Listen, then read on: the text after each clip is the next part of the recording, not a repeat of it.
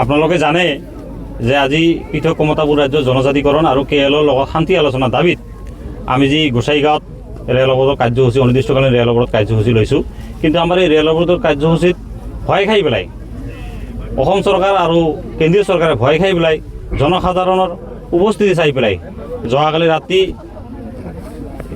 কেন্দ্ৰীয় গৃহ মন্ত্ৰালয়ৰ উত্তৰ পূৰ্বাঞ্চলৰ উপদেষ্টা বিষয়া এ কে মিশ্ৰা ডাঙৰীয়াই আমাৰ সংগ্ৰামী নেতৃত্বলৈ টেলিফোনিক বাৰ্তালাপ কৰে আৰু আমাক আন্দোলন স্থগিত ৰাখিবলৈ অনুৰোধ কৰে।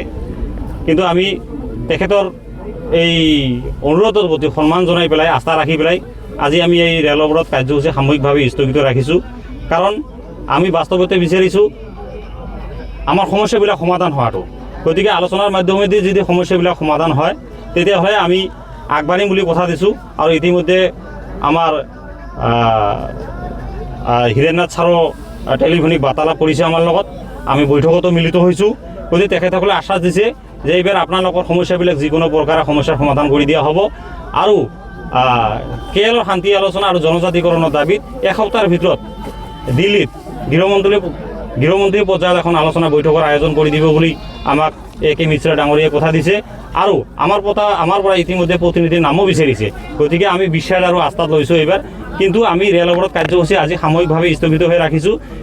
এসপ্তাহৰ ভিতৰতে যদি কোনো ধৰণৰ এই আলোচনা আগ নাবাঢ়ে তেতিয়াহ'লে আমি 10 দিন পিছতে কিন্তু আমি আকৌ এই ৰেলপথ অৱৰোধ কৰিবলৈ আগবাঢ়ি যাম।